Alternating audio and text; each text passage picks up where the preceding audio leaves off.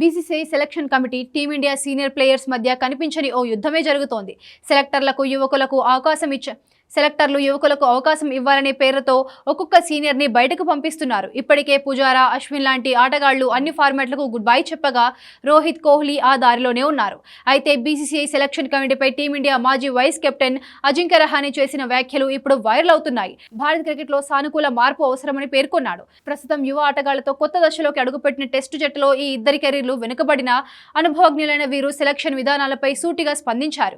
Pujara YouTube ఛానల్లో మాట్లాడిన Rahane selection committee విధానాన్ని ప్రశ్నించాడు. ఇప్పుడు క్రికెట్ చాలా వేగంగా మారుతోందని, క్రికెట్ ఆడి ఇటీవల రిటైర్ అయిన మాజీ ఆటగాళ్లను సెలెక్టర్లుగా నియమిస్తే సరైన నిర్ణయాలు తీసుకోగలరని అభిప్రాయపడ్డాడు.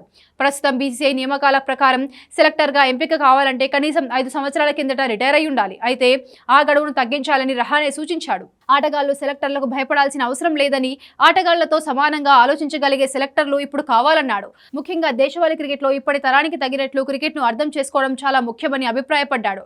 20-30 ఏళ్ల కిందట ఆట ఎలా సాగిందో అదే దృష్టితో ఇప్పటికీ నిర్ణయాలు తీసుకుంటే అది 100% తప్పని రహానే గట్టిగా చెప్పాడు. పుజారా మాత్రం ఈ ప్రతిపాదనపై కొంత జాగ్రత్తగా స్పందించాడు. పెద్ద రాష్ట్రాల్లో కొత్తగా రిటైర్ అయిన ఆటగాళ్లను సెలెక్టర్లుగా నియమించడం సాధ్యమవుతుందని, చిన్న రాష్ట్రాల్లో అనుభవజ్ఞులైన మాజీ ఆటగాళ్లను పూర్తిగా పక్కన పెట్టడం సరికాదని చెప్పుకొచ్చాడు. పాతతరం ఆటగాళ్లకు క్రికెట్ పై అపారమైన అనుభవం, అవగాహన ఉంటుందన్న పుజారా వారు కూడా సెలక్షన్ వ్యవస్థలో భాగమవ్వాలని పేర్కొన్నారు. ఇదిలా ఉంటే ఈ వ్యాఖ్యలు ప్రస్తుతం అజిత్ అగార్కర్ నేతృత్వంలోని సెలక్షన్ కమిటీపై మరోసారి చర్చకు దారితీశాయి.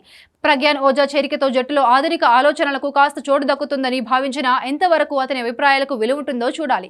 కాగా జాతీయ జట్టుకు దూరమైన రహానే ప్రస్తుతం రంజీ ట్రోఫీ ఆడుతూ బిజీగా ఉన్నాడు. ముంబై కెప్టెన్ గా తనకంటూ ప్రత్యేక గుర్తింపు తెచ్చుకున్నాడు. 2022-23లో సయ్యద్ ముక్తాక్ అలీ ట్రోఫీ, 2022-23లో దులీప్ ట్రోఫీ, 2023-24లో రంజీ ట్రోఫీ వంటి టైటిల్స్ అతని సారథ్యంలోనే వచ్చాయి. ఇటీవలే రంజీ జట్టు కెప్టెన్సీ నుంచి రహానే తప్పుకోవడంతో శార్దుల్ ఠాకూర్కు పగ్గాలప్పగించారు.